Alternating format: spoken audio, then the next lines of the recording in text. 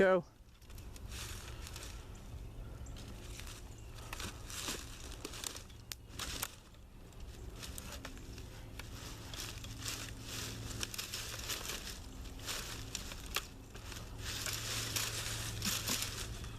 Caught him working, guys.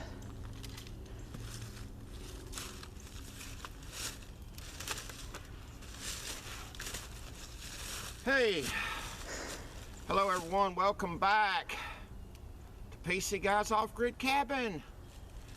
We got projects working today.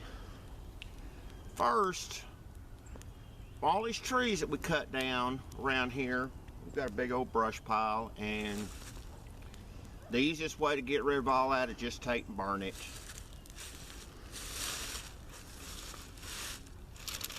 So I've been pulling brush out and dropping them on in this hole over here. We had a stump in there that we've been burning on it off and on for a while, and it's just about burned out enough now we can just cover the hole up and you'll never even know that there was ever a stump there.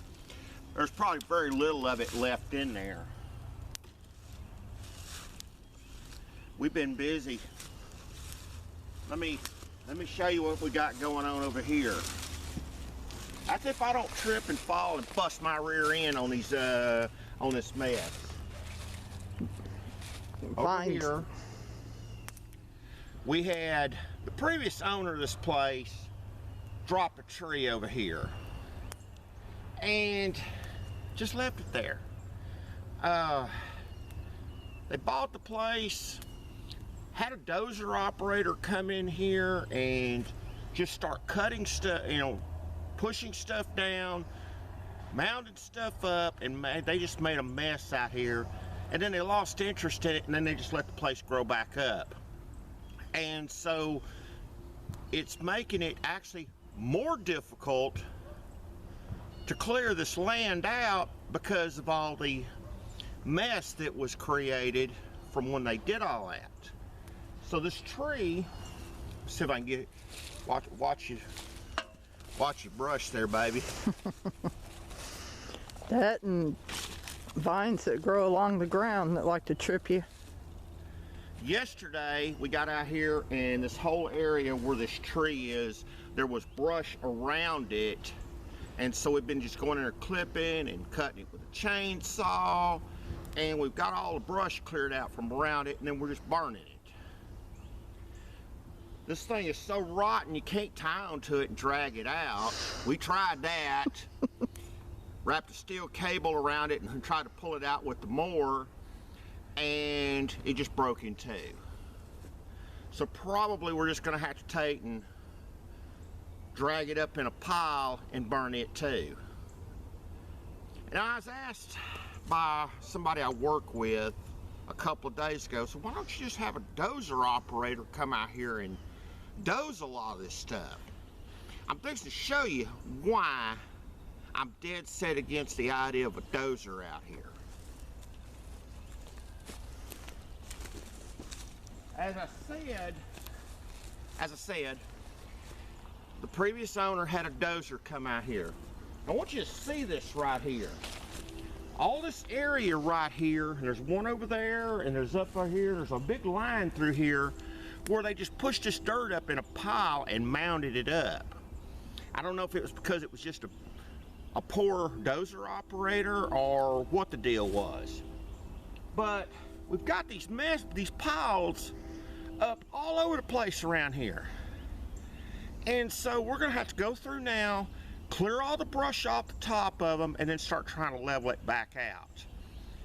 It's, in the long run, they made a bigger mess by the way that they did it, instead of just, you know, hiring someone out here that had the proper equipment, like a forestry mulcher. If I was going to hire a piece of equipment to come in here and do a lot of this work, that would be the route to go. A forestry mulcher doesn't sit there and mound dirt up. It just grinds trees and everything up in chips, which is better in the long run. The chips will lay in on the ground, they'll rot, they'll decompose, and then they'll take and fertilize the soil. That's a better way to do it. If you're going to hire a piece of equipment, go that route. Because otherwise you're subject to have these mounds up here. And holes. And holes, yeah. Mrs. PC guy stepped in a hole over here, and I took a shovel and put some dirt back in that hole, and that's all it was. It was just where the land was gouged by that dozer. Now, don't hire a dozer to come in here and do work like this. It just tears the land up too bad. What we're doing here, it's slow. It's not really expensive to do it this way, which is a plus in my book, because we don't have a whole lot of money right now to throw at these projects. But it's more environmentally friendly. It doesn't scar the land up, and you generally have better results in the long run if you're doing it that way. Yeah, it takes time, but it's been a work in progress. I came across a Facebook post, you know, this morning, and they say, yeah, look at your memory from so many years ago. And it was a post 5 years ago about me going through the process of buying this place. Well, it's been 5 years later. It's been great, you know. Where I'm standing at, the whole area here was nothing but just brush and weeds. You couldn't walk. There's actually still sections of this property that I've never actually walked on because there's so much brush there that we can't get to them. Now, I guess if I wanted to fight my way through the brush, I could. But hey, every new area that we move into, it's, you know, it's kind of like kid in a candy store. You're seeing things that you've never seen before.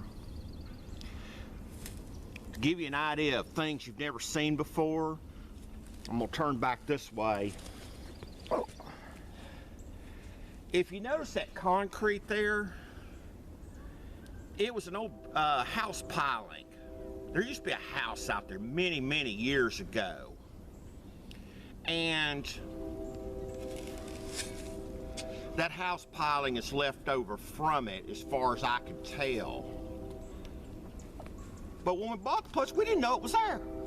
It was completely surrounded by brush.